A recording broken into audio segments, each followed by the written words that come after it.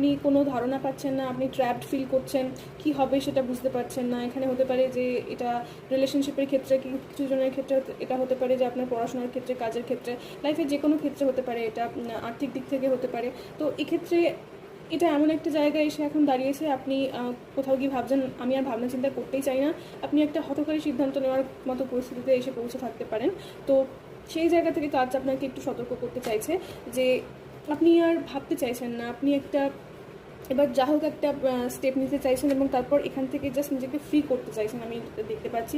তো সেক্ষেত্রে আমার মনে হয় কাজ আপনাকে বলছে যে হঠকারী কোনো সিদ্ধান্ত নেবেন না, বা রেস্টলেস হয়ে কোনো রেকলেস ডিসিশন নেবেন না। এখানে আমার মনে হয় আপনাকে পুরো বিষয়টা ম্যাচিওর ওয়েতে হ্যান্ডেল করতে কাজ অ্যাডভাইস করছে দ্য ফুল। কারণ এখন এমন একটা পরিস্থিতিতে আপনি এসে পৌঁছতে পারেন যেখানে আপনার মনে হচ্ছে যে আপনি আর ভাবতে চান না।